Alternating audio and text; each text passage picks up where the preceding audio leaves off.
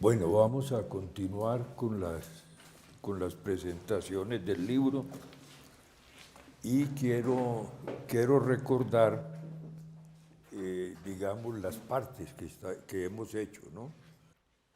Hicimos una primera parte que se llama Triple Sociedad y Sometimiento de la Democracia.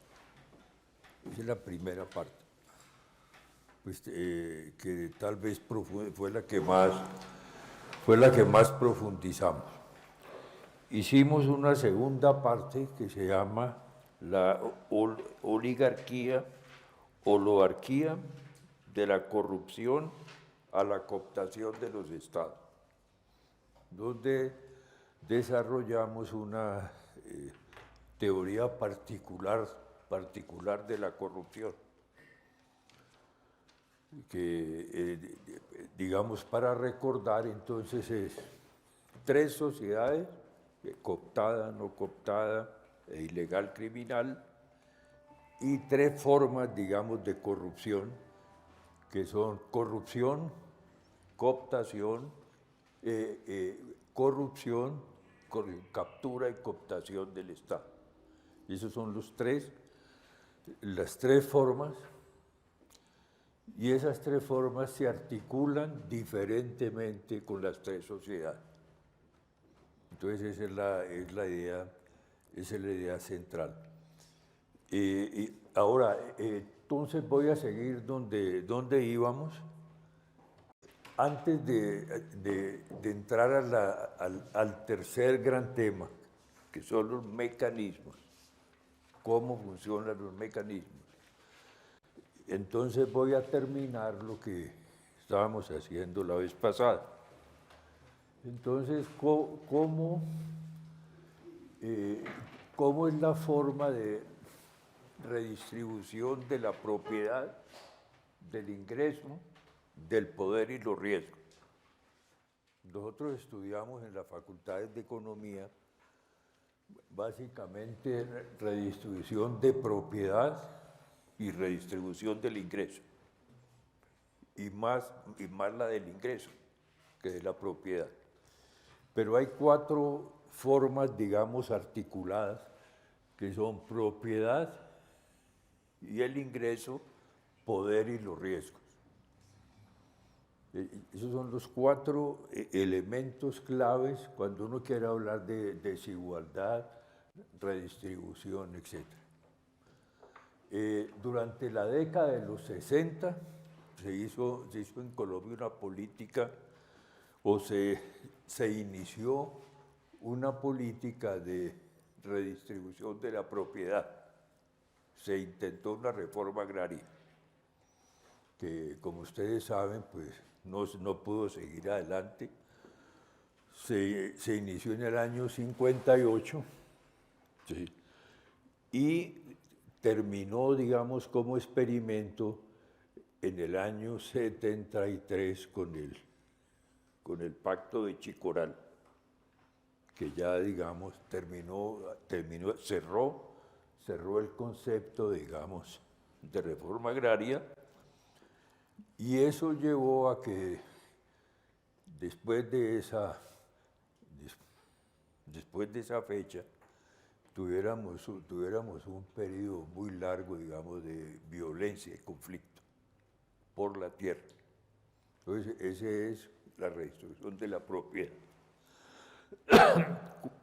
Inclusive fue iniciada por el presidente Kennedy a nivel internacional, porque la idea era hacer más propietarios de la tierra y que tuvieran, digamos, casa, etc.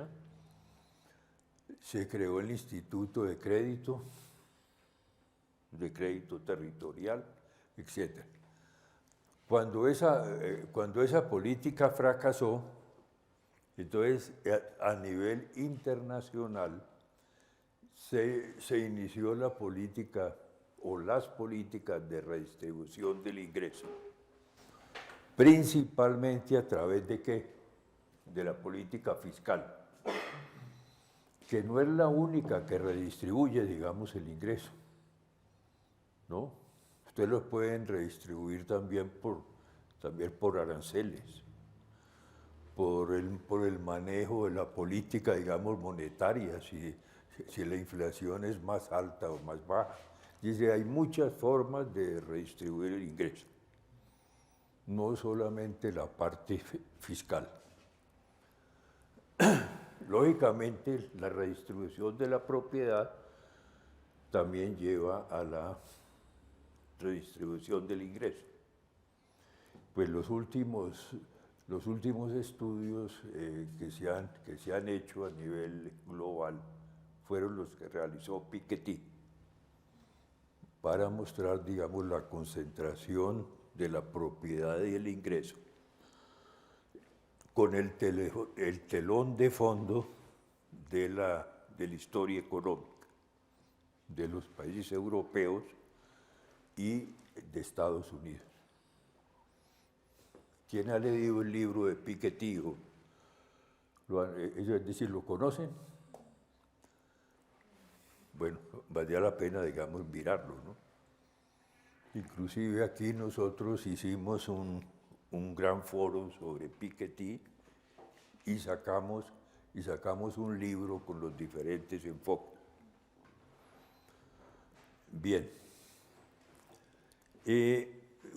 Cuando se vio que los efectos de las políticas de redistribución del ingreso eran muy limitadas, entonces se dijo, entonces vamos a redistribuir el poder. Y eso fue, digamos, el telón de fondo de la Constitución del 91. Porque la Constitución de 1991, en cierta manera hizo eso con las regalías. O sea, tomar los recursos del Estado, primero descentralizar el poder del Estado, que ya es una forma de redistribución del poder. Y segundo, pasar parte de los impuestos del sistema general de participación y de los recursos de regalías, pasárselos a municipios y departamentos. Y crear un sistema, digamos, de subsidios. Colombia ha tenido un sistema, digamos, de subsidios bastante fuerte relacionado con su nivel de desarrollo, ¿no? Ese es un punto que hay que mirar muy bien. Entonces, ese es el tercer tema. Con la globalización, después de la caída del comunismo, entonces un punto clave que se olvida muchas veces es que se hizo una redistribución de riesgo, que yo lo he mencionado aquí varias veces, y en este libro hay un capítulo sobre ese tema, redistribución de riesgo. Doy un ejemplo que ya les he dado, por ejemplo, toda la cuestión laboral. Antes de 1991, digamos, el trabajador tenía empleo permanente, de por vida, sin duración determinada, y comenzaron, digamos, los contratos, después los contratos laborales, a término definido, 3 meses, 6 meses. ¿Qué quiere decir eso? Que antes del 91, ¿quién corría el riesgo de una recesión? ¿Cómo? La empresa. Es decir, porque tenía el trabajador, tenía que hacerle un pago, no tenía demanda, y entonces pues corría ese riesgo. Después de 1991, entonces ese riesgo se trasladó al trabajador. o sea, digamos, los contratos de duración determinada. Ese es un punto, digamos, de conflicto grandísimo en Francia. En Francia que cada vez disminuyen los contratos de duración indeterminada y aumentan los contratos de duración determinada, que ellos llaman de duración determinada.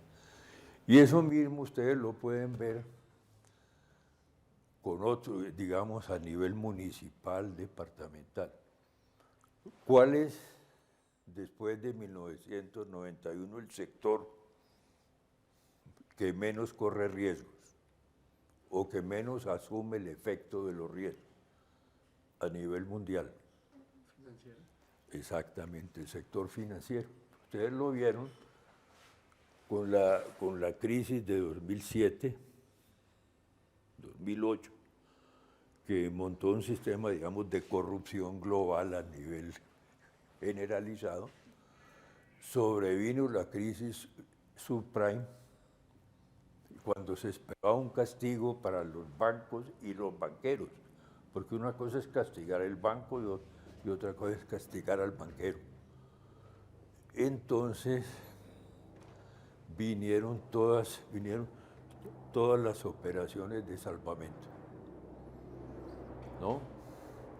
Con la tesis que si es demasiado grande no puede fracasar. Entonces se montó un sistema general donde, digamos, los riesgos, como está aquí en este libro, en este libro hay un análisis completo en el capítulo 4 de los riesgos. ¿Página qué, Nicolás? ¿De los tres sistemas? No, ese no es. El último capítulo, el de los riesgos.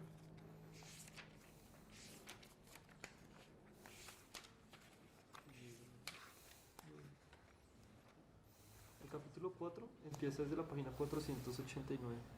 89. 489. Ya.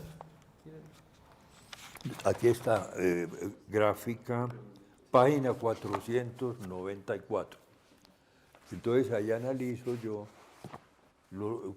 cómo cambiaron los riesgos del individuo, del hogar, de la empresa, los riesgos de los holding, los riesgos de las tres sociedades y los riesgos del Estado y del sistema financiero, ¿no?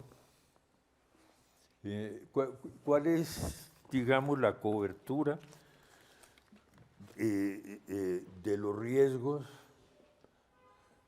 de las personas de bajos ingresos? Pues es el Estado, en parte, pero la familia, que digamos es una forma, digamos, de seguridad social. Es decir, el Estado, la familia suple el rol del Estado. Vale la pena que lean, pues si tienen tiempo, lean el capítulo, porque es un capítulo corto que les puede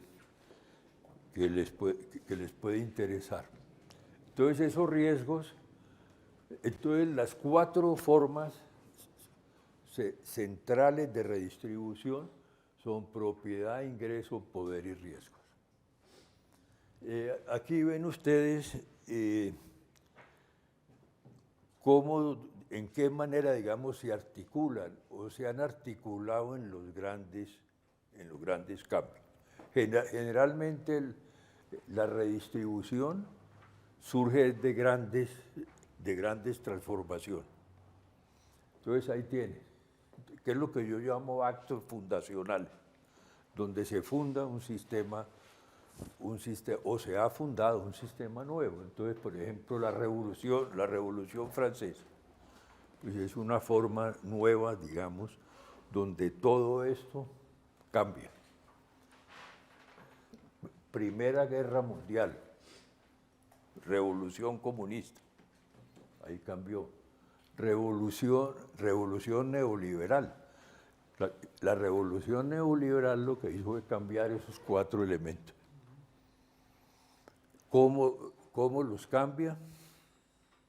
Con el cambio institucional, cambiando las instituciones y las políticas. Caída del comunismo, se replanteó todo esto, ¿no? Por ejemplo, como lo vamos a ver en Rusia, grupos, digamos, de la mafia o de la antigua KGB se apoderaron de las empresas del Estado o de parte de las empresas del Estado por mecanismos que yo describo en el libro y que están descritos. Nuevo capitalismo político. Lo que está pasando en algunos estados es que la parte, digamos, pública ha estado volviendo a tomar fuerza, ¿no? Porque se ha dado cuenta que los procesos de privatización exagerada fracasaron en muchos países, que no pueden prestar bien los servicios públicos, como en Inglaterra. Pero generalmente las privatizaciones se han hecho con varios fines. Uno es para tener capital para crear nuevas empresas o servicios. Por ejemplo, si el distrito vende la ETB para financiar el metro, pues tiene digamos un sentido. Pero si vende la ETB para financiar, digamos, el clientelismo, entonces es otra cosa. Generalmente, por ejemplo en Francia, hay una regla clara por ley cómo se debe hacer una privatización, qué requisitos debe tener y qué se debe hacer con los recursos. Eso no se deja en las manos de gente digamos irresponsable que haga lo que quiera con los activos públicos. Hoy, por ejemplo, en Francia va a haber como hay un déficit fiscal grande, va a haber un referéndum para ver si los aeropuertos, si la gente está de acuerdo con privatizar el aeropuerto de París, ¿ve? Pero por referéndum. Entonces ahí la gente tiene que pronunciarse y decir, bueno, estoy de acuerdo o en desacuerdo. Bueno, entonces estos son los actos fundacionales. Todo acto fundacional genera redistribución del poder. Esa es la clave, redistribuye el poder, ¿no? Esa redistribución del poder lleva a la redistribución de la propiedad y del ingreso. Puede ser redistribución o puede ser concentración, ¿no? O sea, con más o menos. Digamos, la revolución neoliberal llevó a la concentración de la propiedad y el ingreso. Todo lo que ustedes oyen, digamos, de Oxfam, cuando se dice que 20 o 15 personas son dueñas de la mitad del patrimonio mundial, etc., pues eso es real. Eso es que funcionó la revolución neoliberal para concentrar. De ahí nacen instituciones fundacionales. Es decir, la institución cambia. ¿Qué quiere decir eso? Por ejemplo, digamos, la protección social cambia. Entonces se dice, bueno, vamos a cambiar el sistema pensional. Vamos a alargar la la edad de las pensiones, para tener una pensión. Vamos a subir, digamos, lo que hay que pagar, la tarifa mensual para tener una pensión, etc. Entonces la institución misma cambia, digamos, en sus objetivos, su finalidad y su organización. Y viene una lucha por redistribuir riesgos. Entonces, que es un problema, digamos, clave, por ejemplo, la protección social. ¿Quién debe tener el riesgo? ¿Cómo se manejan esos riesgos? ¿No? Que es lo que se está discutiendo en Colombia. O puede ser a nivel territorial.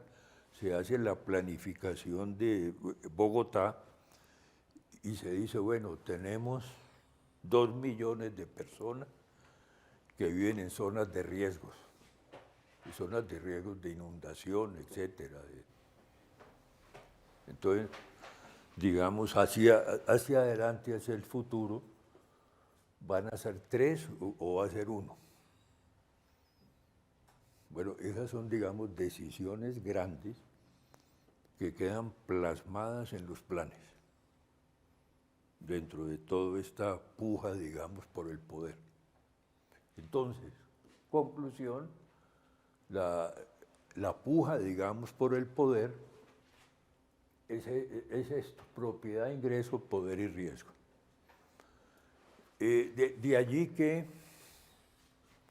yo personalmente sí, tengo una visión de la economía como economía política, que yo no puedo separar política y economía.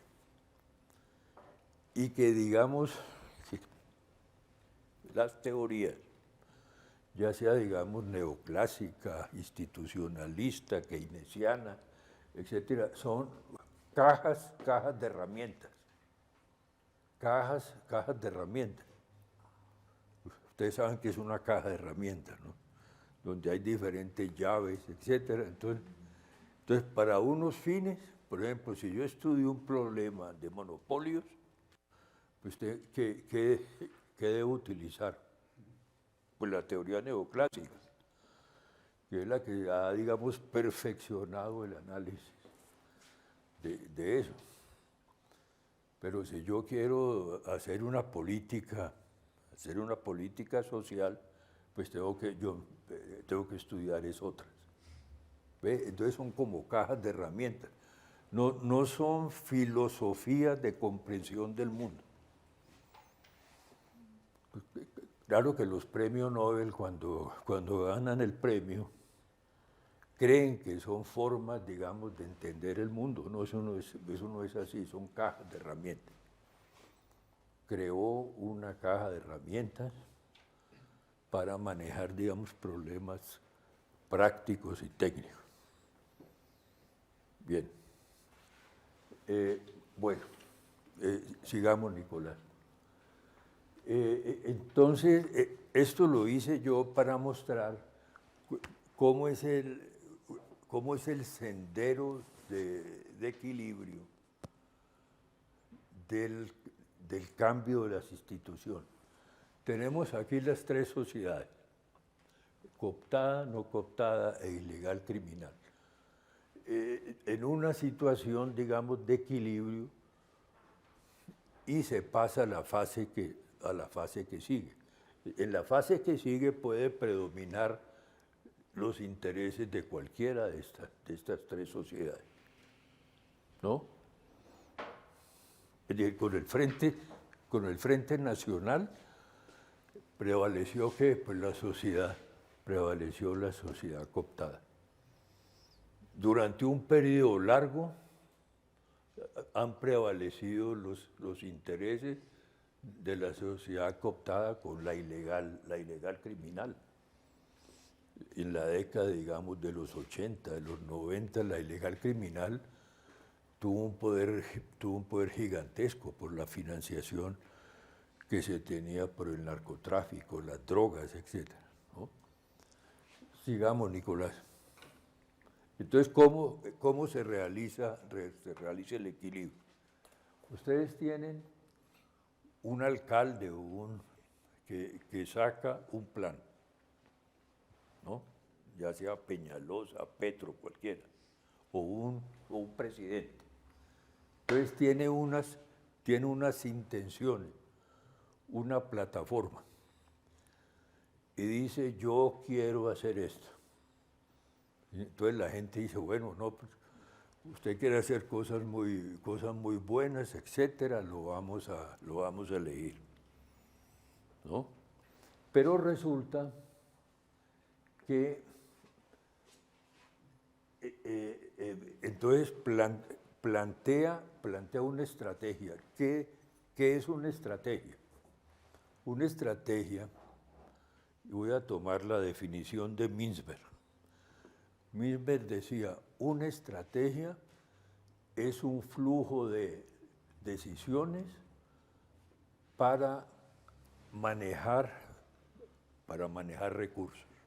Es un flujo de decisiones, decir muchas. Bueno, entonces plantea un flujo de decisiones. Entonces dice, yo tengo 10 objetivos, tengo 20, tengo 30 o 50, entonces dice, tengo 100 objetivos. Entonces, ¿qué pasa en la realidad? Que eso se confronta con la estrategia emergente de las tres sociedades. Entonces cada uno dice, caramba, eso no me conviene a mí porque lesiona mis intereses. Y los economistas están haciendo cálculos al lado diciendo, no, pero es que su solución equilibra los mercados, etc. Sí, puede ser cierto en teoría, pero la realidad está aquí, que es esta estrategia emergente que cambia la que era deliberada, o sea, la del político, o la de la clase política, y sale otra distinta, que es la estrategia realizada. ¿Entienden eso? Entonces la gente dice, caramba, pero es que nunca coincide lo que se dijo con lo que pasó. Pues lógicamente es por esto. Entonces hay que entender en una estrategia la capacidad de ejecución y de realización que eso tiene, y si eso se realiza en forma transparente, con seguimiento de la opinión y de la gente.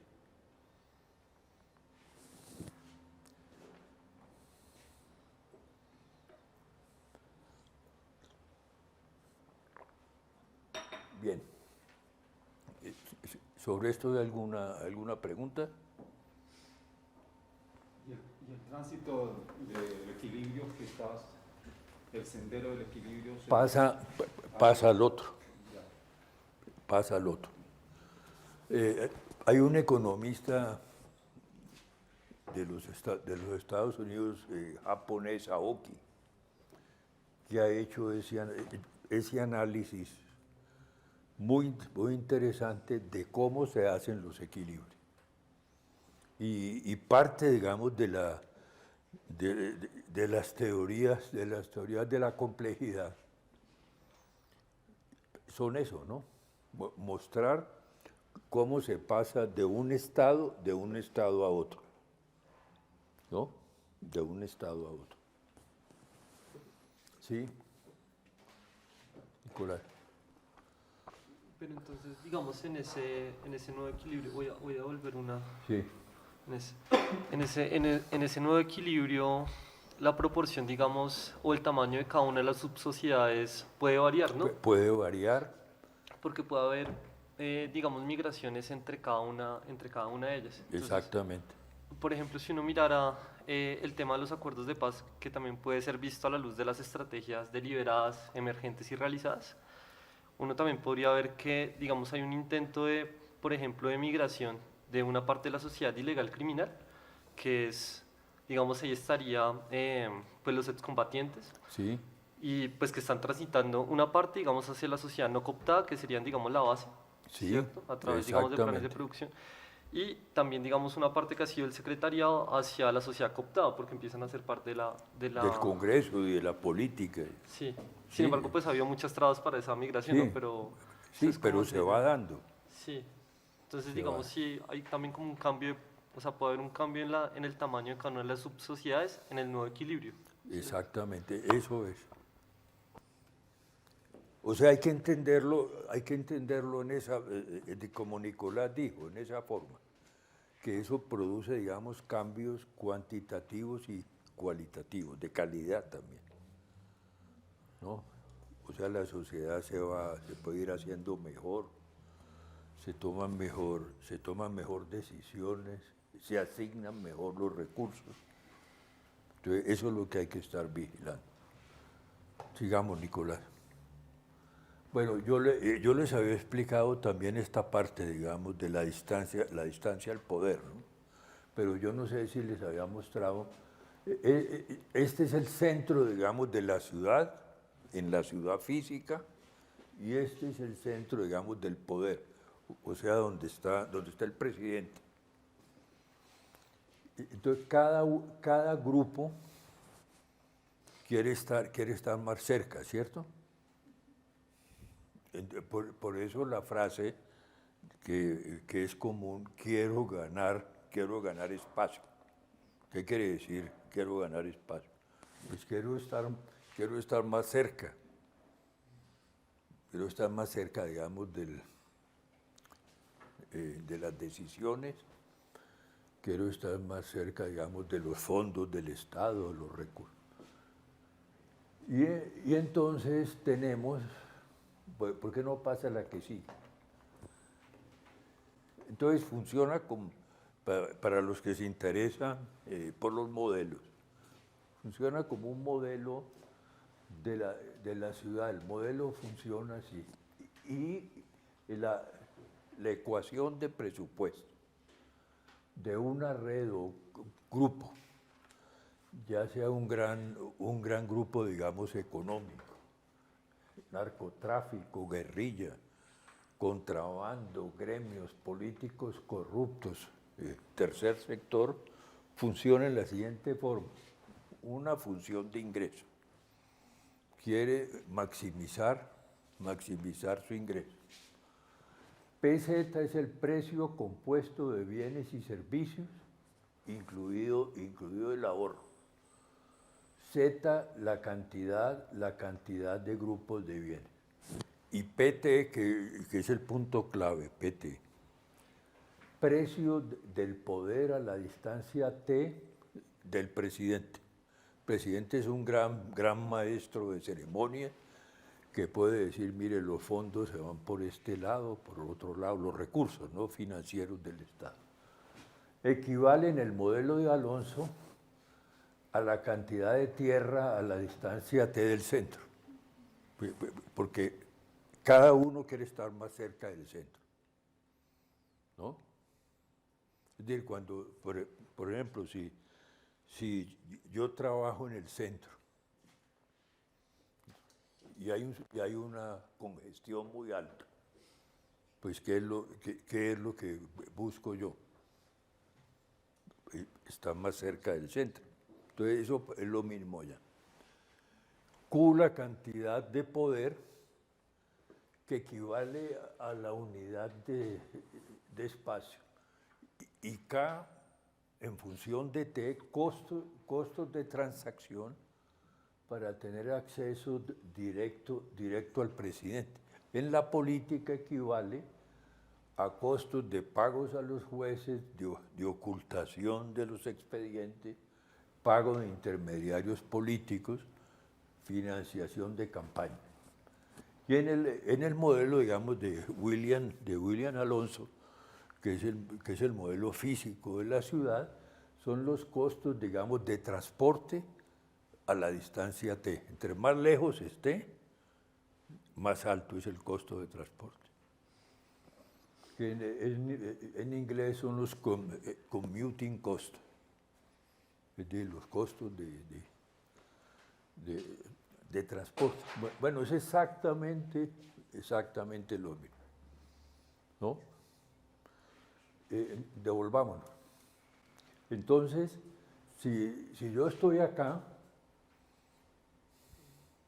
en la ciudad, a partir de este punto estaría en el campo,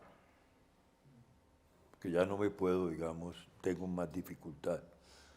Pero si yo estoy acá, entonces tengo menor capacidad, digamos, de acceso. Y si yo estoy acá, digamos, en el tramo de esta recta, pues ahí en la ciudad se localizan, digamos, los bancos, ¿no? Entonces el centro financiero siempre está al lado del centro de la ciudad. Y así se va redistribuyendo físicamente en la ciudad y la ocupación del espacio del poder en la política. Bueno, sigamos, Nicolás. Esta parte yo he querido traerla porque son las etapas de la corrupción en Colombia, como las he visualizado. ¿Eso está en qué página, Nicolás? Para que ellos lo sigan en el libro. Bueno, entonces, como lo he mencionado varias veces, entre el 57 y el 78, pero que se prolongó más, la corrupción está empotrada en la sociedad. ¿En qué página? Está empotrada en la sociedad mediante el sistema de cooptación. Página 291. 291, por favor.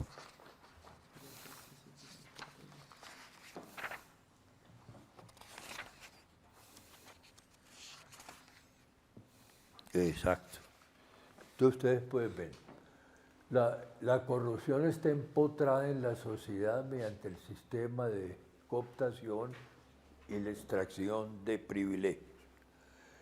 ¿Qué quiere decir eso?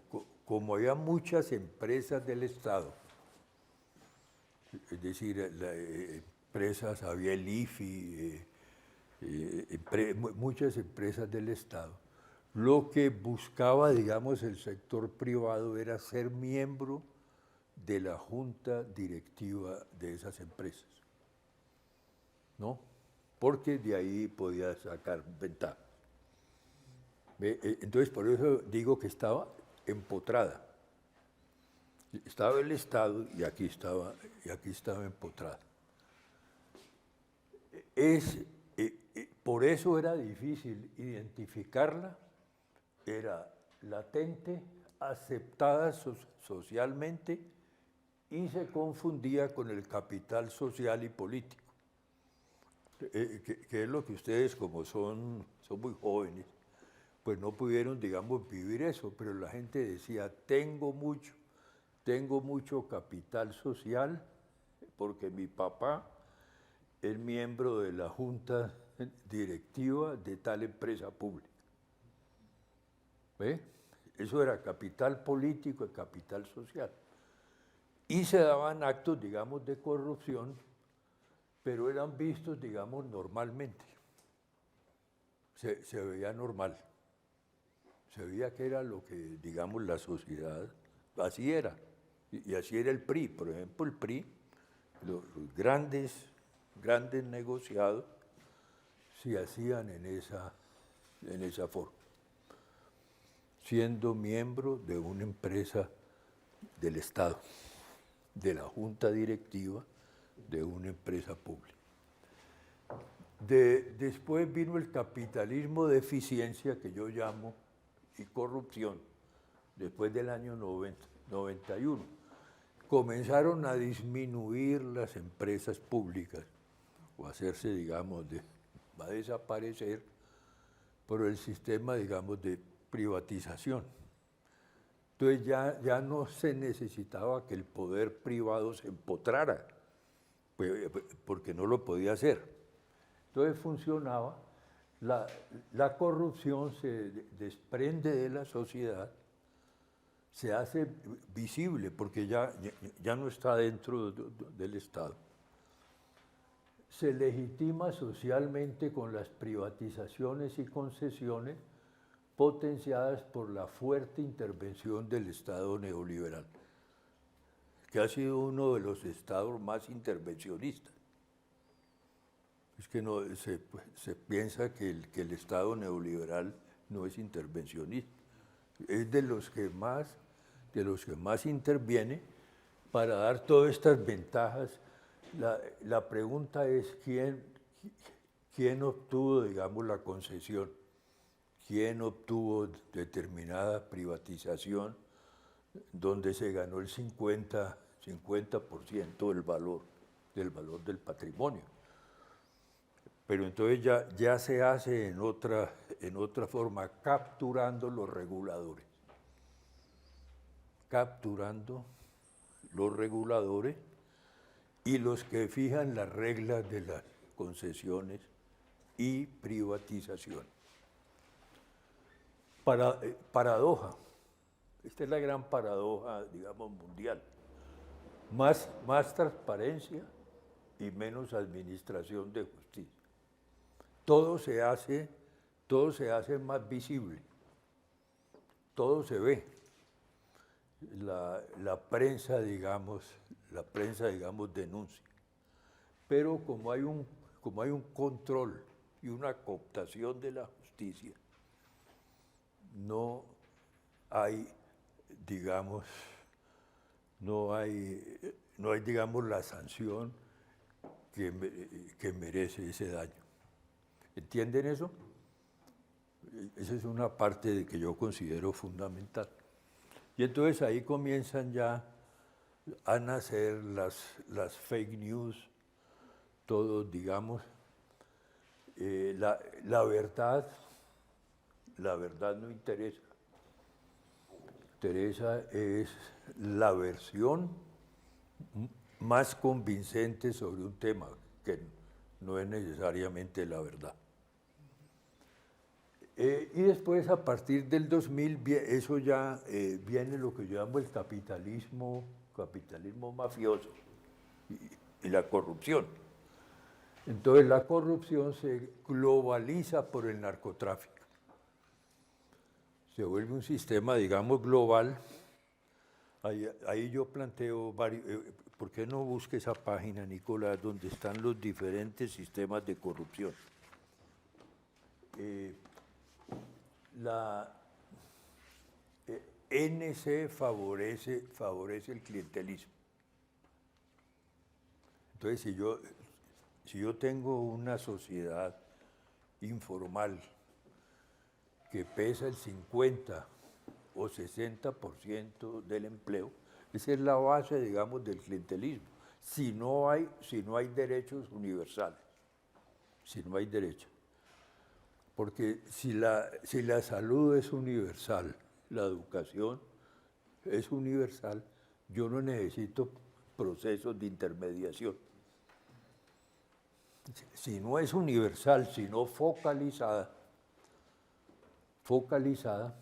entonces ahí sí necesito los intermediarios para que me favorezcan a mí en detrimento de otros, que es lo que no hemos podido entender aquí en Colombia, que lo que necesitamos es que Colombia sea república, real, ¿no? O sea, que haya derechos universales, que es lo que está buscando Estados Unidos, ¿no? Es algo muy interesante. Los demócratas están planteando eso con la educación y la salud, ¿no? Bueno, entonces viene una lucha de selección natural. Las fuerzas ilegales capturan la democracia y el mercado. actúan casi como fuerzas de ocupación de la democracia. Ya no puede funcionar la democracia. Comienza a existir, felizmente, sanción social y penal contra la corrupción. Pero es un proceso que va muy lento, por lo que yo les he explicado ya varias veces, que hubo una globalización económica más rápida que la globalización de la justicia. Entonces, siempre. Y viene una generalización del modelo de los mesocontratos en el Estado y en la captura del territorio. Ya no solamente, digamos, se captura, digamos, el Estado, sino el territorio mismo. Cuando ustedes ven en una ciudad que les dicen hay una línea invisible, en tal parte, ¿qué quiere decir eso? Que alguien, digamos, capturó el territorio, ¿no? O un grupo criminal en determinadas regiones. Sigamos, Nicolás. Etapas, eso que les expliqué de la corrupción, etapas de la captura. En el Frente Nacional, la captura es soft, es suave, no se siente, porque es como decía Marcel Mauss, un fenómeno social global, total, ¿no? Es un fenómeno social. Entonces, cuando toda la sociedad funciona así, eso parece normal. Aceptada por la escasa sociedad civil y rechazada por los movimientos guerrilleros, pues que los dejó por fuera el Frente Nacional. Por eso surgió el M-19 y se fortaleció las FARC. Recuérdese que las FARC se formaron de un núcleo de la guerrilla del Partido Liberal, ¿no? La captura sirve para regular el sistema de cooptación. Los grupos hegemónicos, como el industrial y el cafetero, extraen las mayores ventajas y rentas. Por eso es que el café fue el centro de estabilidad del sector externo, que llegó a representar 70% de las exportaciones colombianas. La globalización y el fortalecimiento de la democracia. La captura se orienta por parte de C hacia las instituciones que otorgan privatizaciones y concesiones, los entes reguladores de los servicios públicos. Eso es una cosa importantísima. Ustedes tienen tres tipos de reguladores que son claves, son los que hay que vigilar siempre. Las comisiones de regulación, primero. Las agencias nacionales, por ejemplo, la Agencia Nacional Ambiental, la Agencia Nacional Minera, o sea, son las que dan, digamos, las licencias y otorgan esas concesiones. Y la superintendencia, ahí está el poder real. El poder real no es el presidente, aunque tiene mucho poder. En Colombia son esos tres grupos de instituciones. Dado que los privilegios arancelarios disminuyeron y que buena parte del presupuesto se orientó al sector social, sistema general de privatizaciones y sistema general de regalías. Ya no había que capturar las instituciones que ponían los aranceles, pues, porque ya los aranceles se habían bajado, posiblemente ahora en una situación nueva de conflicto. y de más, digamos, cerramiento y nacionalismo internacional, van a tomar importancia los aranceles, pero hasta ahora no lo han tomado en Colombia, pero sí en Estados Unidos. Ustedes han visto en Estados Unidos, buena parte, digamos, de la pelea se hace ahora alrededor de los aranceles. Y se busca capturar los municipios y departamentos que son grandes beneficiarios del sistema general de participaciones y de regalías. Así se ha financiado la guerrilla y los paramilitares, coaccionando a los alcaldes. Y la experiencia de CEN, el Frente Nacional, proveyó la tecnología de captura de IC. O sea, el Frente Nacional fue una escuela para los líderes de la sociedad ilegal criminal, de cómo se maneja y se captura el Estado. Captura mediante la violencia por los grupos IC, después del 2000, para usufructuar sistema general de participaciones y regalías, la producción y el transporte de las drogas ilícitas. Entonces, ese es el sistema, digamos, de captura, que como ustedes ven es distinto al que presenté anteriormente. Sigamos, Nicolás. Y finalmente, etapas, digamos, de la cooptación, que ese nivel, digamos, más avanzado y sofisticado. El Frente Nacional ampliado, yo utilizo la palabra ampliado porque había que ser 58, 78, pero en la realidad se prolongó implícitamente hasta el año 91, donde hubo la reforma de la Constitución. En esto coincide Daniel Pecó, que habla también de que el Frente Nacional se prolongó. La cooptación como espíritu de la época y como cultura, una cultura, se regula por 16 mesocontratos y lo que se llamó en la época la participación adecuada y equitativa del artículo 120 de la Constitución del 68, ¿no? Entonces se dijo, entonces ¿cómo funcionaba el sistema? Había un candidato liberal y uno conservador. El que ganara tenía que darle la mitad de los ministerios al otro. Quería decir que ya por definición no podía hacer su agenda. ¿Ve? Bueno, eso lo escribí en el año 89 y que culminó con la cooptación del M-19 en la Constitución del 91, que se utilizó el mismo sistema que se ha utilizado con las FARC, darle un número, digamos, de curules, etc.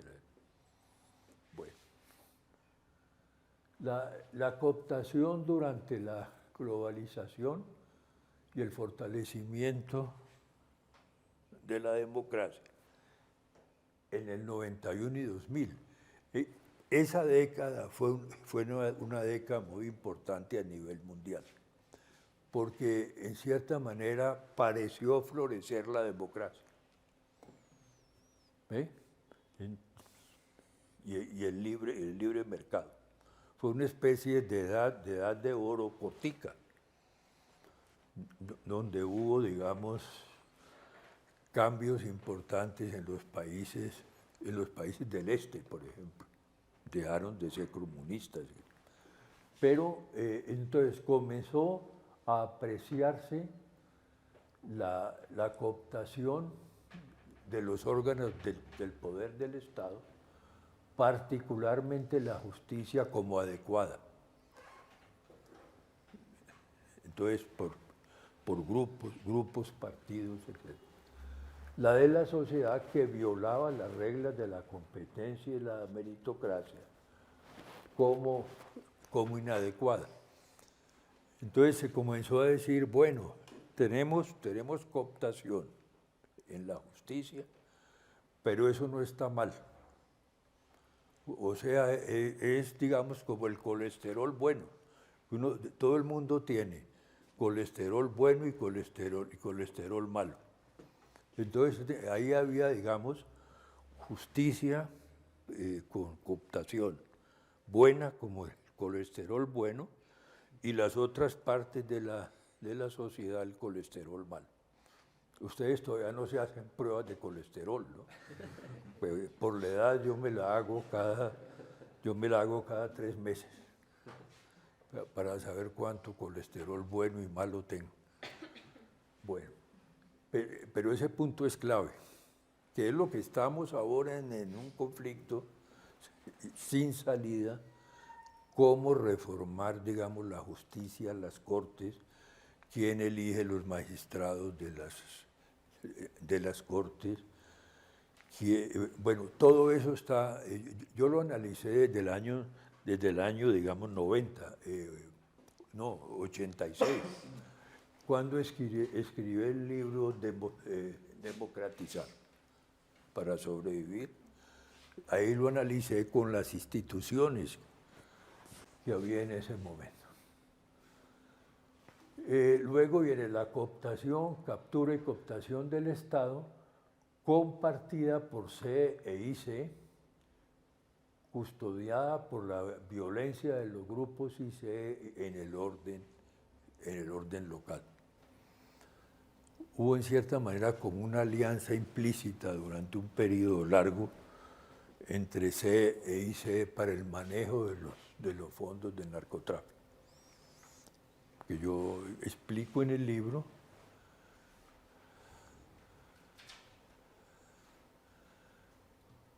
La corrupción, captura y cooptación del Estado compartida en los territorios por la clase política se convirtió en un problema central de seguridad nacional. Ese es un problema realmente en el fondo de seguridad y de ruptura de los fundamentos culturales de la nación. ¿Por qué?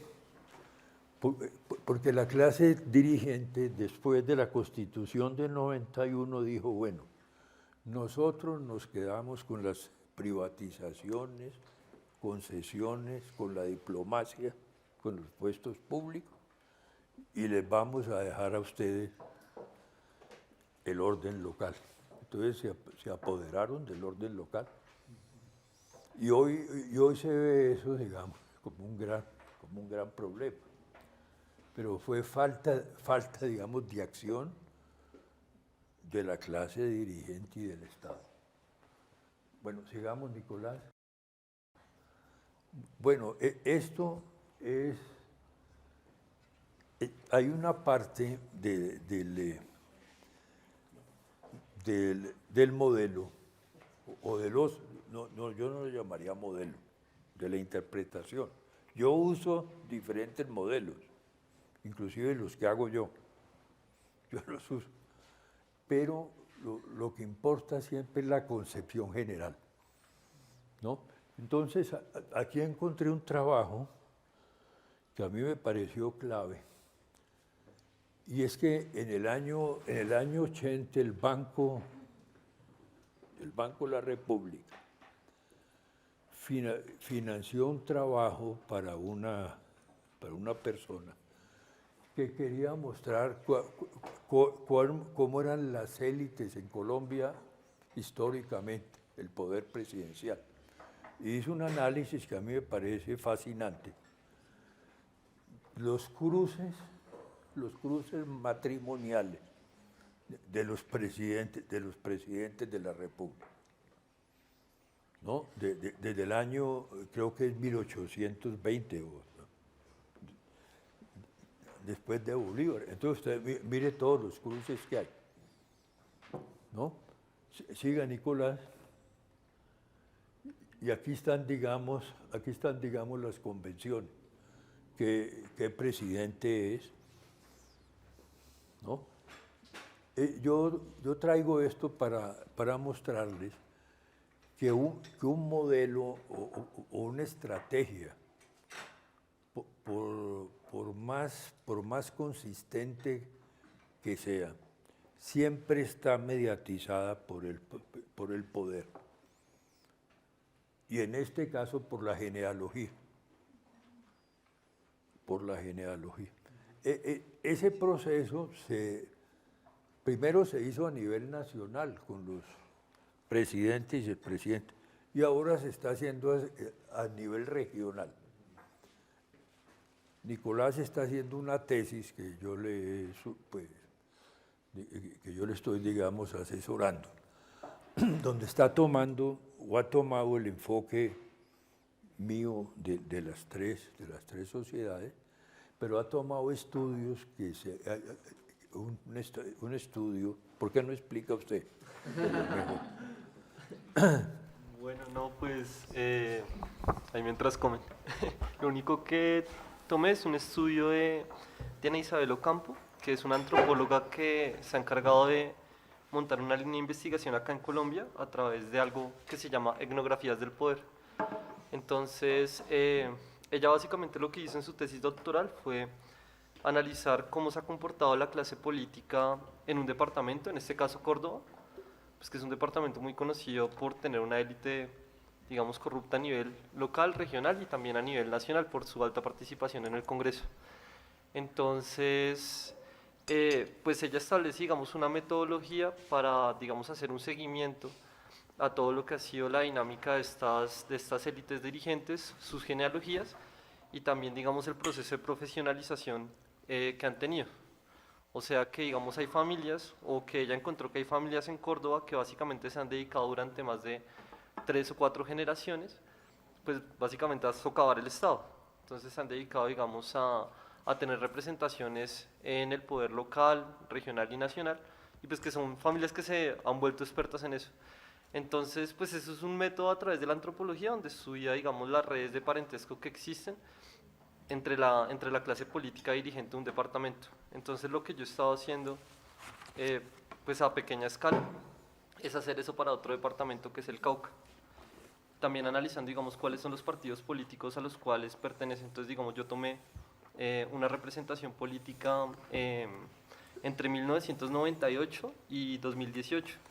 Entonces tomé cuáles eran los congresistas que habían estado pues, en el poder nacional de los departamentos del Cauca o políticos que han tenido su mayor votación en este departamento y analicé pues digamos su genealogía y también digamos a qué partidos pertenecían y también las investigaciones que han tenido. Entonces también ese ha sido como un primer avance con respecto a esa teoría. Entonces pues de ahí me basé en esa parte de las etnografías del poder. Ya. Bien. Bueno, pero eso entonces nos lleva... Siga, Nicolás.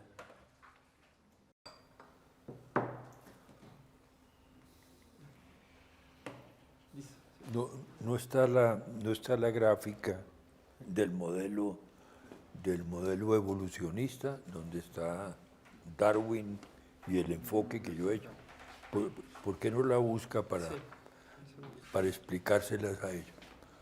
Bueno, mientras Nicolás busca esa gráfica, entonces voy a sintetizar un poco unos temas que he tratado. Yo les he dicho que, o la interpretación que hay en el libro mío, es que, digamos, el modelo colombiano y la crisis, digamos, de violencia colombiana está relacionada con algunos temas. Bueno. Página 659. Página 659, por favor, para que cerremos eso. Entonces, ustedes ven la gráfica 48. Del lado izquierdo de esa gráfica 48, tenemos en la teoría neodarwinista, tenemos de un lado la genética, que son los principios hereditarios. Y del otro lado, los principios de selección natural, la evolución. Y la relación de esos dos son el neodarwinismo, ¿no? Yo hice la del otro lado, que es el derecho. Entonces, del lado izquierdo, ustedes tienen cultura y mesocontrato. O sea, eso que les he explicado, el poder. Y del lado derecho, cómo el modelo se desarrolla. Neoliberalismo y competencia. Y entonces, la interrelación de esas dos, para mí, es la economía institucional, como la he tratado yo, ¿no? O sea, que yo no considero el modelo solo. Ustedes pueden separar, antes en el lado, digamos, derecho, poner modelo cepalino. Si ustedes ponen aquí modelo cepalino, es este, ¿no? Sí. Sería exactamente la misma cosa. Modelo cepalino con estructuras de poder. Modelo neoliberal con estructuras de poder fundamentadas en esto que yo les he mostrado. ¿Ven? Yo no sé si eso les quedó claro, pero me parece algo fundamental para entender el modelo colombiano, por lo menos la interpretación que yo tengo. Ahora, ¿cómo se ve esa interpretación ya, digamos, en el tiempo? Esa interpretación en el tiempo, primero, está basada por la competencia y captura por los puestos públicos. Es decir, en Colombia, desde la fundación de Colombia, el primer punto fundamental es la pelea por los puestos del Estado. No por crear empresas, como en Estados Unidos. Voy a crear una empresa nueva, digamos, para poder competir con Apple o a nivel más pequeño. No, es de cómo capturo el Estado. Entonces, ese es el primer punto. Segundo punto, cómo me apodero de la tierra. Ese es el segundo tema. Cómo me apodero de la tierra, cómo me apodero, digamos, de los baldíos. Y si no puedo tener baldíos, ¿cómo saco a alguien de la tierra en que ya está, que tiene? Que es lo que hemos, digamos, sufrido en los últimos 30 años. Entonces son los dos. Y tercer gran tema, ¿cómo me beneficio del ciclo internacional de productos? Entonces esos son los tres, el ciclo internacional. ¿Cuáles son? ¿Qué productos son? Entonces ahí está, ¿en qué página está, Nicolás, esto? Ahora usted me lo había mostrado. Sí, página 386. 386.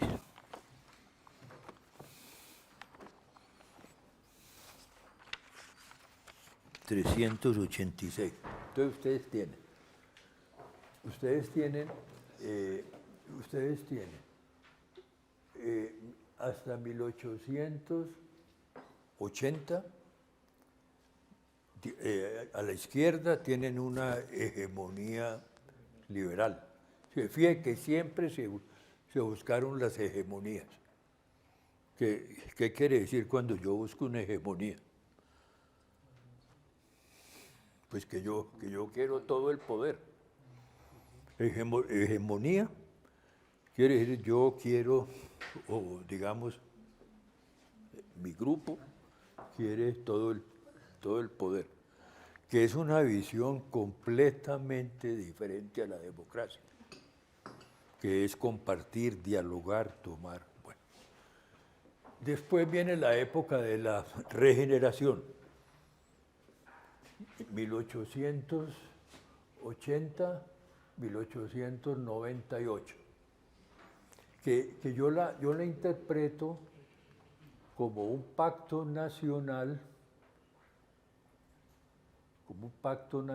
para tratar de dividir el poder.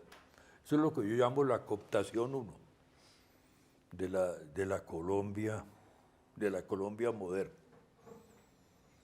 ¿No? Fracasa.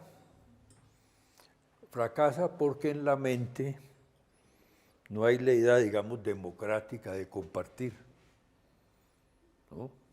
De colaborar, de que, ¿no? Entonces, eso es lo primero. Después viene la guerra civil, mire, de los 1000 días, que fue devastadora y que le costó a Colombia el canal de Panamá. Es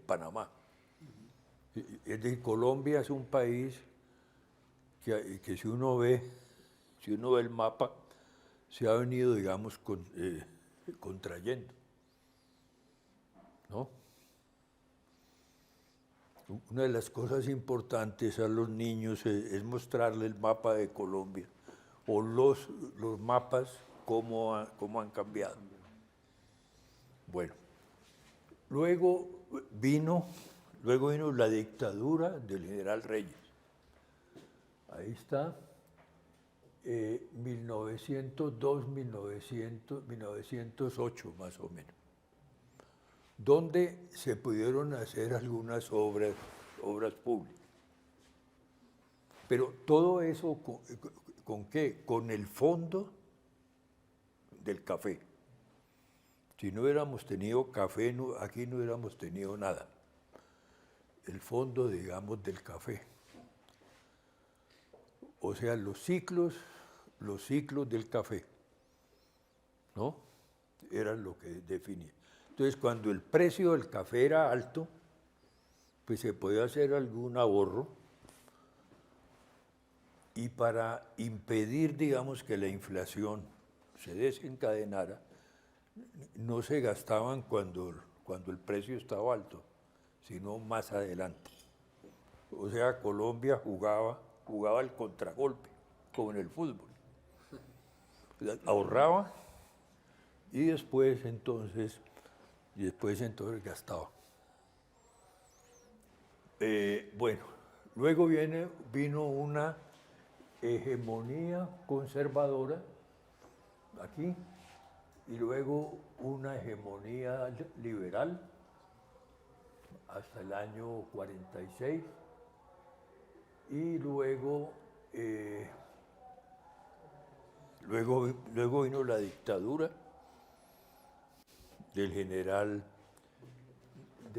Rojas, que lo tomó en un proceso de aumento de los precios del café,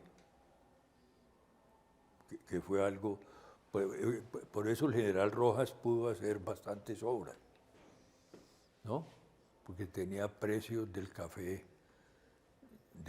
alto.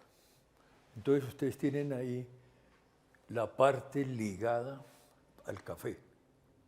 Pero entonces la idea central de los grupos que buscaban el poder era apoderarse del Estado para beneficiarse de eso. Prueba de eso fue que en 1927 ya se creó la Federación Nacional de Cafeteros, que tuvo un poder bastante fuerte en Colombia. Y luego viene, después, digamos, de la dictadura del general Rojas, viene que el Frente Nacional, que les he explicado varias veces, que es un poco la idea, bueno, dividamos el poder por un tiempo, pero dejemos por fuera, digamos, a los otros. Dejemos por fuera. Entonces uno sino totalmente diferente a lo que es un pensamiento democrático. Luego viene lo que yo llamo el Frente Nacional, digamos, ad hoc, no, devuélvase, Nicolás. Y lo que es importante es que yo considero que el año 85-86 fue un año clave para Colombia, pero clave, digamos, negativamente. ¿Por qué? Porque en ese año comenzó a Colombia a perfilarse como país petrolero. Petrolero. Ustedes ven ahí, bájelo, Nicolás, por favor. Es que no puede, ¿no? Bueno, que es lo que yo llamo el periodo, digamos, de atractor de caos. Eso lo desarrollé con base en la teoría de la complejidad. ¿Qué quiere decir periodo de atractor de caos? Que fue un periodo en que primero surge el petróleo como una gran expectativa. Entonces comienza a nacer el paramilitarismo en el Magdalena Medio, que es donde está el petróleo, por no haber desarrollado la región del Magdalena Medio, que había propuesto Carlos Lleras y que yo mismo había incluido en el plan de Carlos Lleras. Están incluidos en ese plan como región. ¿Cuál era la idea central en esa época? Utilicemos las externalidades del ferrocarril del Magdalena, que no estaban utilizadas para el desarrollo regional. Eso era una idea muy sencilla. El Banco Mundial no la dejó hacer. No, yo hablé con el Banco Mundial cuando estaba en planeación, y el banco, su tesis era: nosotros queremos es una planeación central donde podamos conversar con muy pocos ministros y no con una cantidad, digamos, de regiones o de municipios. Esa era la tesis. Después tuvo que cambiar, digamos, su visión. Bueno, entonces, ¿qué coincidió en el año 85-86? La gran expectativa petrolera. La toma del Palacio de Justicia, que la guerrilla comenzó a financiarse con el narcotráfico, y el narcotráfico a utilizar la violencia. Eso fueron dos cosas. Segundo, hubo un ajuste económico muy grande en 1985. Hubo una devaluación que superó el 30%, y entonces eso tuvo un impacto muy grande. Y como Colombia tenía dificultades en el sector externo, tuvo que financiarse, ajustar su balanza con los fondos del narcotráfico. Entonces vino esa alianza mortífera entre C e IC para financiar el narcotráfico. Entonces ese es otro punto. ¿Qué otros puntos más? Por primera vez en esa época, como yo lo denuncié, 3 contralores de la República fueron acusados y sancionados por sus vínculos con el narcotráfico. ¿No? O sea, sucedió como en el efecto mariposa. Varios fenómenos coincidieron, y que tal vez independientemente no hubieran tenido un efecto devastador, unidos sí lo tuvieron. Eso está explicado aquí, que es la forma, digamos, que yo hice de utilizar, digamos, la teoría del caos, del atractor de caos, en el caso colombiano, que es esta etapa, 86, 86, 90. Ante semejante crisis, entonces viene la Constitución del 91, que fue como una especie, digamos, de salvavidas, que se le tiró a Colombia para ver si podía salir adelante. Y entonces viene el periodo 90-98, que yo llamo democracia frustrada por corrupción y captura del Estado y del territorio, que fue una década perdida, en cierta forma. Y luego viene la negociación de paz del Caguán, y viene una etapa muy compleja en que Colombia estuvo al borde del Estado fallido. Y eso tienen que saberlo ustedes. Aparecía en el índice de Estado fallido exacto en el borde, al lado de los países más atrasados. Y eso fue lo que llevó al poder al presidente Uribe. Esa situación, digamos, de caos que había en ese momento, y después viene, además había una gran violencia, guerra sucia, etc. Pero fíjese que ya es con el telón de fondo, no del café, sino de qué, petróleo y narcotráfico, ¿no? Entonces fíjese que siempre hemos tenido ese telón de fondo detrás, y luego viene el proceso de paz de La Habana, que ya ustedes conocen y que yo también lo he analizado varias veces.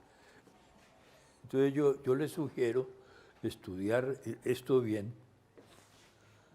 para entender cómo se articulan los tres elementos que les he dicho: captura del Estado, los puestos públicos, captura de la tierra y captura, digamos, de las ventajas del ciclo internacional, del ciclo económico, ¿no? Café, petróleo, narcotráfico.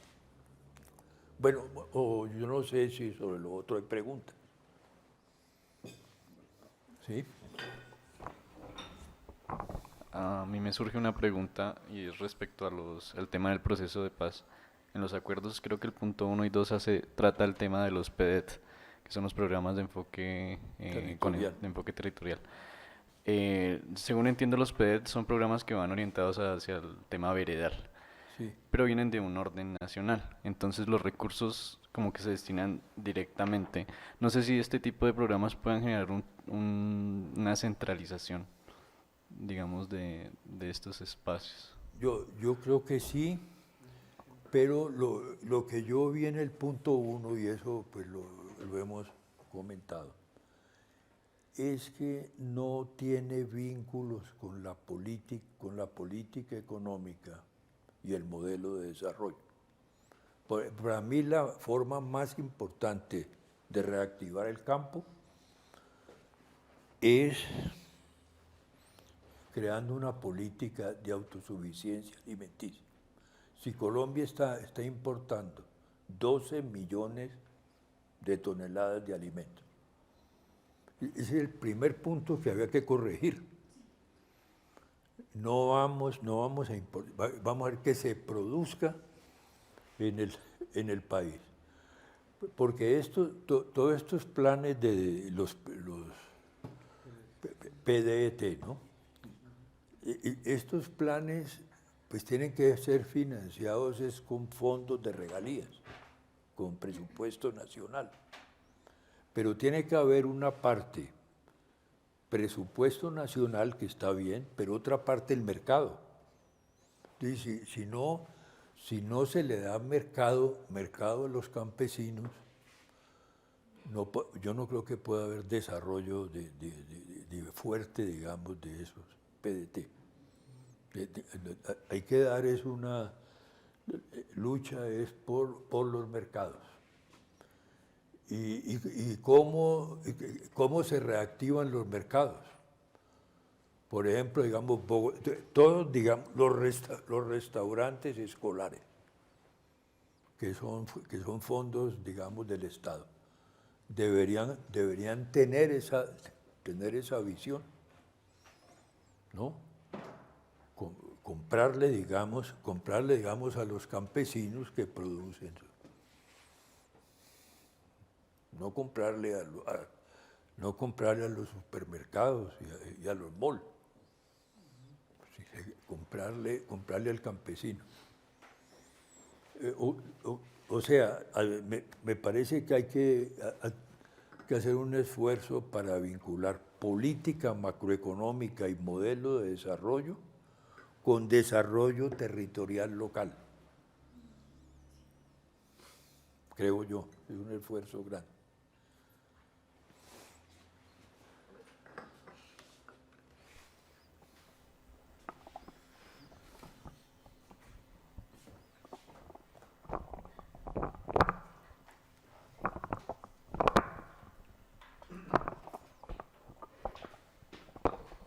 Digamos que ahí para hacer cualquier tema de autosustentabilidad hay que mirar las ventajas, las relativas y las absolutas. Entonces, basándome en la observación que dijo que hay que abrirle mercado también a los campesinos, hay que tener en cuenta que para el consumidor normal y también para las grandes superficies y todo eso, quizás puede ser más rentable el importar que el producir, ¿sí? Entonces, en ese orden de ideas, es cierto que, digamos, se podría invertir de alguna manera en subsidios y en mejoras de infraestructura para los campesinos y para producir, pero igual, ¿de qué manera se puede garantizar que los consumidores prefieran una de dos, o que la diferencia económica no sea demasiada para que pues no le duela tanto preferir el producto colombiano, o que realmente haya una paridad o una ventaja a favor de los campesinos colombianos para eso? Porque igual se pueden dar todas las ventajas, pero si en el mercado como tal se sigue prefiriendo lo importado por costo o por calidad, pues no habría mucho que hacer ahí. Bueno, ese es un punto que hay que mirar empíricamente. Pero hay diferentes tipos de mercados, ¿no? Hay los mercados de primera necesidad, pero hay también el mercado de los organismos modificados genéticamente, que cada vez está tomando más fuerza a nivel mundial, ¿no? Es decir, digamos, todo lo que es productos bio, etcétera, ¿no? Yo no sé, pero ese es un tema que hay que estudiar y no simplemente dejarse llevar por la facilidad de que haya un supermercado, pues nosotros los abastecemos. Por ejemplo, digamos las frutas, el consumo de frutas y legumbres, que la demanda mundial se está incrementando mucho por razones, digamos, de salud. Eso es algo, digamos, que hay que hacer en Colombia, que la gente consuma frutas y legumbres. O sea, eso requiere un estudio. Digamos, los Estados Unidos mismos utilizó las compras oficiales como formas, digamos, de reactivación. Yo creo que aquí deberíamos pensar en eso. Si llegamos después a la conclusión que no se puede, pues eso, o que se puede parcialmente, pero yo creo que hay que hacerlo. ¿Ve? Sí.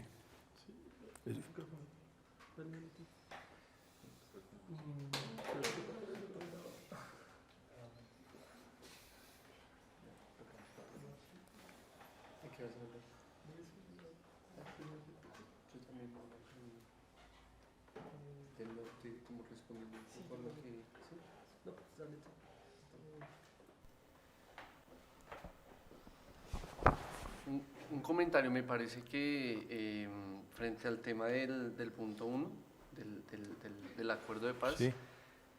como tomando un poco lo que ya había expuesto el profe, me parece que funciona un poco como el problema de las estrategias deliberadas y las estrategias Emergente. emergentes, porque en efecto cuando uno mira, digamos, el punto 1, todas esas estrategias, digamos, de activación de la economía campesina y economías, la economía campesina y del desarrollo, pues, de esos territorios fragmentados, excluidos, etcétera, aparecen establecidas. Entonces, por ejemplo, para el tema de comercialización ya hay unas estrategias establecidas frente al tema de compras públicas, fortalecimiento de iniciativas de circuitos cortos de comercialización, etcétera, como intentando pues en esa medida hacerle contrapeso pues al sistema agroalimentario, digamos, global Sí. y su funcionamiento. Sin embargo, para mí el problema es justamente, digamos, que esa estrategia a final de cuentas se enfrenta pues a un escenario político totalmente desfavorable. Es decir, Sí. a pesar de que son estrategias claramente estructuradas, que podrían favorecer, digamos, las economías campesinas, la pequeña producción y el desarrollo de esos territorios, se enfrentan, digamos, a la política real, ¿no? Y uno se da cuenta, digamos, cuando mira este tema de los circuitos cortos, bueno, de las estrategias de comercialización para la economía campesina, el peso mayor que va tomando en contraposición a los circuitos cortos, las alianzas productivas, el desarrollo de las alianzas productivas. Entonces uno ve por un lado ejercicios, digamos, desde la sociedad no cooptada un poco, sí, desde las organizaciones de base, para intentar ahí sí, digamos, influir o hacer escalar, digamos, hacia la sociedad cooptada a través del ejercicio, la movilización, etcétera, para lograr que ese tipo de políticas se encaminen al Estado y que sean una política estatal. Pero lo que, digamos, desde el punto de vista, digamos, de lo que sucede, uno ve en la práctica es el desarrollo desde 15 años para acá de las llamadas alianzas productivas, que en todo caso es un ejercicio de repartición, ahí sí, de riesgos totalmente desfavorable para la economía campesina. Entonces, claro, en la realidad lo que, digamos, para sintetizar, en la realidad lo que uno ve es, claro, unas estrategias más o menos bien estructuradas frente al tema del desarrollo de esos territorios, esa economía campesina, pero el funcionamiento, digamos, de esas tres sociedades en pugna, que lo que generan, digamos, es la no realización de esas estrategias favorables para los territorios excluidos y las economías campesinas. Yo creo que sí, eso es muy cierto. Y yo creo que la gran prueba empírica que yo quiero ver es cuando se haga un proyecto común entre las zonas de reserva campesina y las CIDRE. Eso, yo creo que eso es muy importante. Si se logra mostrar que es posible trabajar en esa forma, digamos, tener, digamos, un proyecto común, que podía ser ese, ¿no? Para cómo fortalecer la economía campesina. Entonces, demostrarlo. Pero aquí, como siempre, digamos, se ha evadido el diálogo. Y entonces se llegó a, como yo les había dicho, a ustedes les damos esto y ustedes lo más lejos posible esto. No sé si me explico, ¿no? Pero para mí esa es la gran prueba reina, demostrar que es posible. Y yo creo que debe haber voluntad de ambos lados para hacer eso, ¿no? Para hacer eso. No sé, ¿tienen otra pregunta? Nicolás, ¿usted iba a decir algo? Ah, bueno.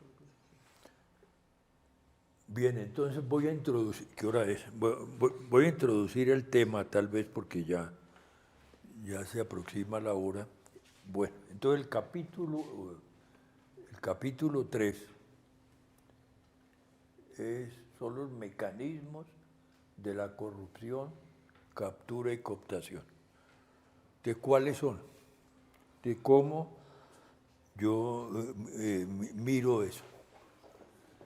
Entonces, primero, tipología de los estados. ¿Qué tipos de estados están más vinculados con un sistema, digamos, de corrupción que otros? Ahí le podría agregar yo de estados o entes territoriales, que es el estudio que está haciendo Nicolás, la tesis de él. Llevar esto, digamos, a un departamento. Ve entonces cómo funcionan en la práctica los mesocontratos, que es lo que yo les voy a, en esta parte ya vamos a profundizar eso. Y 3, cómo funciona eso en los países más avanzados. Porque uno tiende a pensar que en los más avanzados no hay corrupción. Y en la realidad pues hay, y a veces más profunda que lo que nosotros tenemos aquí. Entonces vamos a mirar los 3 puntos. Comencemos por el primero, tipología de los estados. ¿Eso está en qué página, Nicolás? Para que ellos lo sigan. 467. ¿4 qué? 67. 467. Bueno, yo hice un balance o un análisis que digamos bastante, digamos, profundo para mirar los tipos de Estado.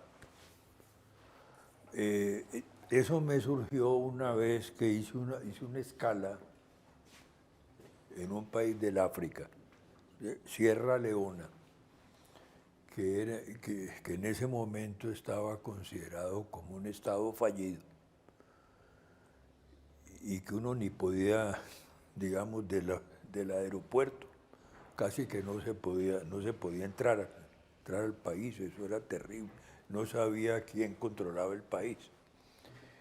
Y era un país que funcionaba con base en grupos y países que financiaban guerrillas internas o grupos ilegales para apoderarse de la minería, principalmente, digamos, de los diamantes. Entonces financiaban esos grupos paramilitares que se unían a grupos, digamos, regionales y se apoderaban de las minas. O sea, no había Estado. Realmente no había Estado. Yo me quedé asombrado porque yo iba para Burkina Faso, donde sí había Estado, pero en este no había, es decir, prácticamente no se podía entrar. Entonces, esa es la primer categoría. Cuasi-estados y estados fallidos. Ustedes ven aquí en la página, digamos, las características. Hay una red, hay un sistema muy interesante que periódicamente cada año, con base en este grupo de indicadores, dice cuáles son los estados fallidos. Entonces, los indicadores son presiones demográficas, y primero los sociales, movimientos masivos de refugiados internos y desplazados, que crea crisis humanitarias, legado de venganza, miren. Esto es una cosa importantísima. Es decir, hay una serie, digamos, de venganzas seculares que se van acumulando y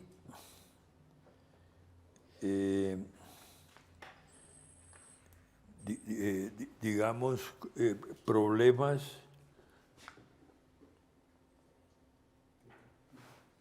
fuga, digamos, de la gente. Y los económicos son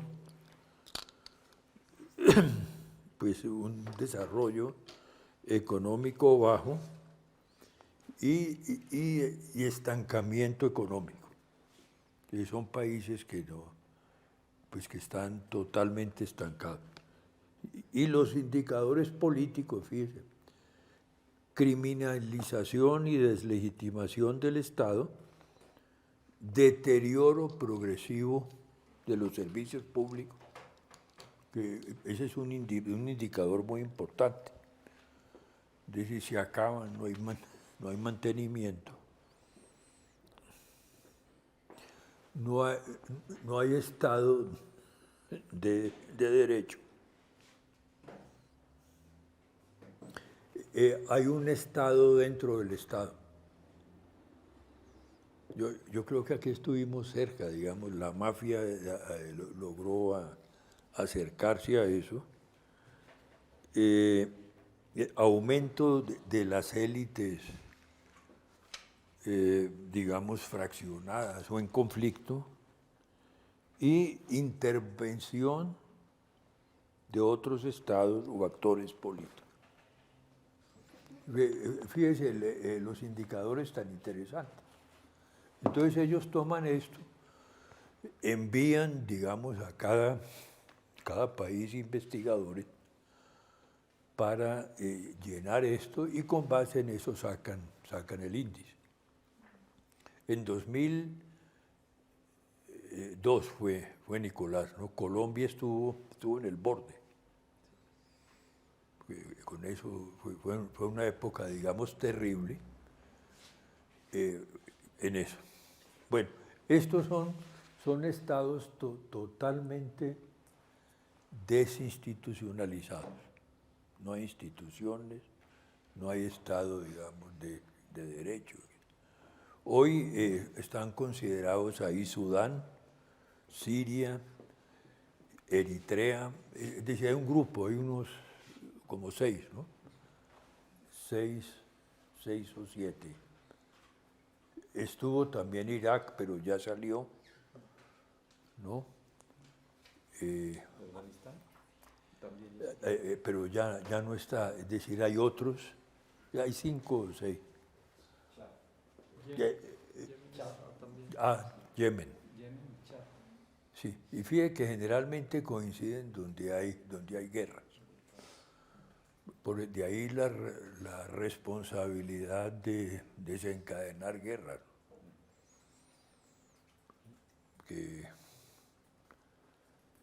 Es decir, una guerra, como se dice, no sabe uno cuándo comienza, pero no cuándo termina, ni qué extensión, ni efectos tiene. Bueno, ese es el primer grupo.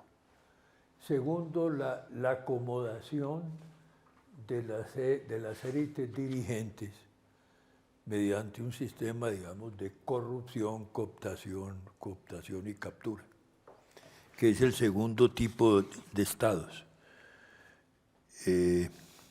Entonces, ahí están, pues, yo diría que han estado, digamos,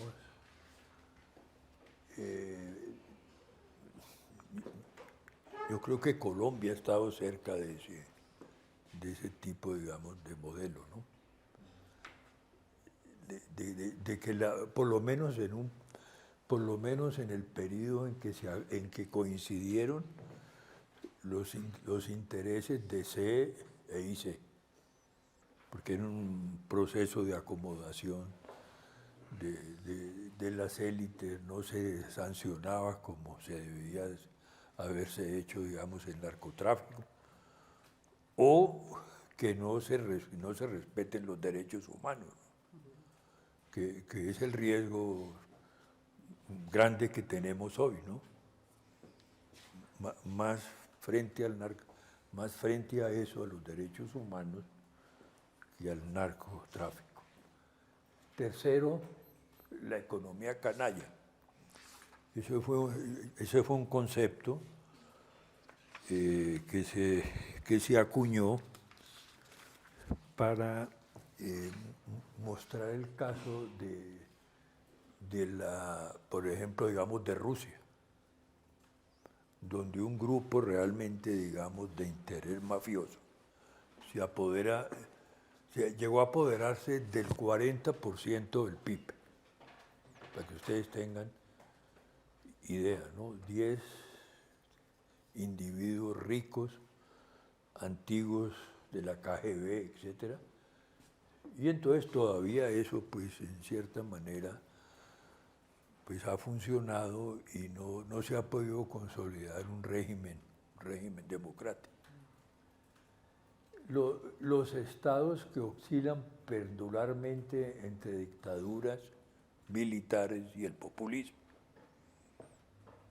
Yo clasificaría ahí Brasil, por ejemplo. ¿Ve? Brasil ha tenido eso, tal vez Argentina también, ¿no? Pues ha tenido dictaduras militares.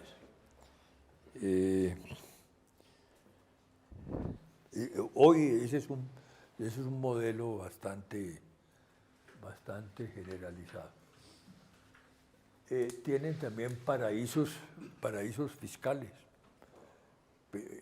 pequeñas islas muy bonitas, con el mar azul, pero que adentro encierran una cantidad digamos, de recursos y de secretos financieros, de evasión fiscal, y otro que, bueno, sobre eso hay estudios muy completos. Hay una clasificación de paraíso fiscal y hay una regla internacional que dice tal país sale de paraíso fiscal o no. Pero de todas maneras se siguen usando. Luego vienen los países altamente industrializados en donde los lobbies compiten mediante mecanismos de corrupción, pues que es lo que hemos visto. El caso, digamos, de Estados Unidos, donde eso es legítimo. Francia, donde no es aceptado. Colombia, donde todavía aquí no tenemos legislación sobre los lobbies, ¿no? O sea que estamos muy atrasados, ¿no? ¿Legislación sobre qué, perdón? Sobre lobbies. Sobre la influencia de lobbies en la política y en las leyes, ¿no? Este es el caso más común de América Latina, ¿no? Pero se recuerdan que yo les había presentado una parte donde yo mostraba cómo se llegó a eso. Se llegó a través del Neconde, el potlage, la mesocontrato y el lobby. El lobby ya es la forma institucional del ejercicio del poder para influir sobre, digamos, la política del Estado, sobre las leyes, sobre la economía. Bueno, puede haber otros tipos de Estado, por ejemplo, ¿no? Puede haber otros. Por ejemplo, estados que utilizan la fuerza internacional para sacar ventajas que no son debidas, que no cumplen las normas internacionales, ¿no? Yo no lo incluí allí, pero puede haber ese tipo, digamos, de situaciones, ¿no? Porque es importante si cumplen o no las normas internacionales. Bien, entonces yo les pido que lean estas páginas que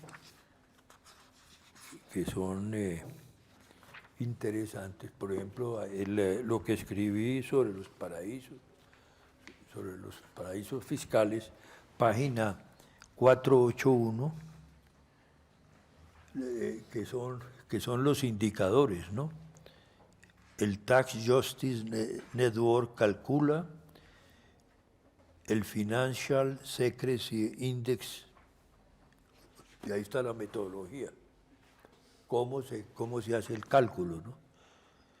Fíjese que es muy interesante, son indicadores del secreto bancario, el registro de holding, conglomerados y fundaciones, la constancia del tipo de propiedad de la compañía, el acceso de los datos de los beneficiarios vía Internet, el grado de acceso a los archivos de las cuentas anuales de la compañía vía Internet a bajo costo, el informe de país por país. Bueno, hay una serie, digamos, de reglas y elementos que deben ser cumplidos, pero que no se cumplen. Bueno, entonces, ¿por qué yo insisto en la configuración del Estado?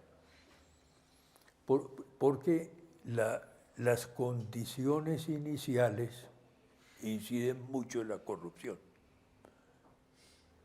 Si una isla de esas se crea en su nacimiento como paraíso fiscal, pues entonces las condiciones iniciales definen todo, ¿no? Suiza, por ejemplo, caso muy interesante, fue un país neutral en la Segunda Guerra Mundial. Neutral, o sea, no estuvo en ninguno de los dos bandos. Eso le facilitó ser un paraíso fiscal, ¿no?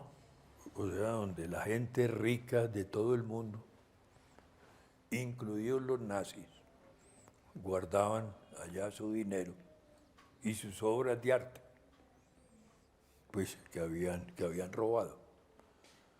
Inclusive hace 3 o 4 años hubo un proceso muy, muy importante de devolución de obras de arte que estaban en Suiza, que habían sido robadas a los judíos. Bueno, entonces siempre hay que tener en cuenta el acto fundacional, cómo se creó algo, porque eso le da a uno una idea inicial de cómo son, digamos, las estructuras de corrupción, captura y cooptación de los estados. Entonces, ese es el primer punto. El segundo punto, Nicolás. Profe, ya son las... Bueno. Bueno, entonces paremos aquí.